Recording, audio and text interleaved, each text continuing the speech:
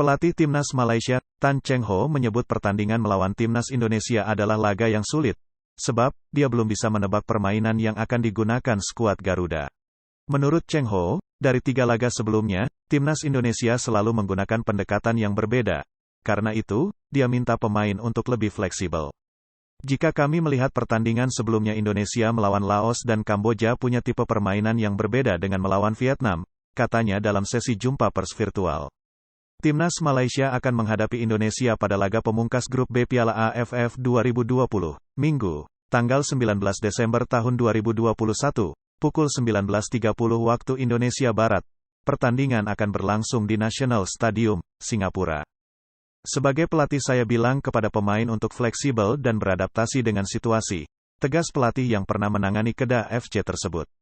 Dalam 3 laga sebelumnya, Shin Tae-yong menerapkan strategi yang berbeda sesuai lawan yang dihadapi, bermain terbuka melawan Laos dan Kamboja, tapi bertahan saat berduel kontra Vietnam.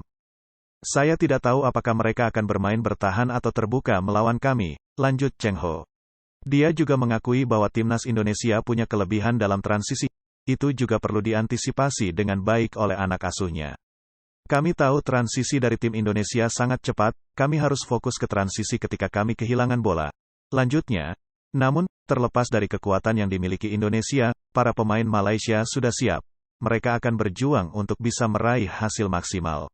Kami berharap bisa mendapat hasil bagus melawan Indonesia, lanjut Cheng Ho.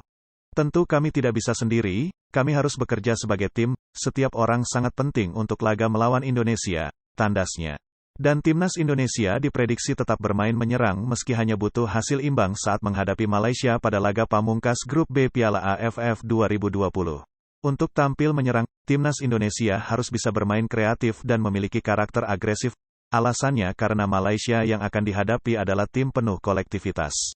Pertandingan Timnas Indonesia versus Malaysia menentukan nasib kedua negara di Piala AFF 2020. Malaysia harus bisa menang atas skuad Garuda bila ingin lolos ke babak semifinal. Apa yang harus didapatkan Timnas Indonesia dan Malaysia pada pertandingan nanti tak lepas dari pesaing lainnya, yaitu Vietnam. Tim dari negeri Paman Ho itu di laga terakhir hanya menghadapi Kamboja, salah satu tim lemah di grup B. Soal bermain kreatif dan menyerang, Timnas Indonesia punya banyak pemain yang bisa diandalkan untuk mencari kemenangan. Berikut 3 penggawa skuad Garuda yang kreatif, punya karakter agresif, dan diyakini bisa membuat lini serang jadi lebih menggigit. Witan Sulaiman sebagai pemain yang bisa menempati posisi gelandang serang dan penyerang sayap, Witan menjadi jaminan mutu buat Timnas Indonesia bila mau bermain menyerang. Pasalnya, naluri serangan, gocekan, tembakan, hingga penempatan posisinya sangat bagus. Dalam pertandingan awal Timnas Indonesia di babak penyisihan grup B Piala AFF 2020, Witan turun sebagai starter saat melawan Kamboja dan Vietnam. Sementara ketika menghadapi Laos, ia jadi pemain pengganti, menggantikan Kusedia Hariyudo pada menit ke-46. Dalam 3 kesempatan bermain kemarin, Witan Sulaiman ikut menyumbang 1 gol. Momen itu diciptakan ke gawang Laos lewat tendangan mendatar yang terarah. Kedua, Evan Dimas Darmono saat menghadapi Vietnam pada matchday ketiga grup B Piala AFF 2020. Evan Dimas disimpan Shin Tae-yong di bangku cadangan pada babak pertama. Ia baru diturunkan usai turun minum menggantikan gelandang bertahan, Rahmat Irianto.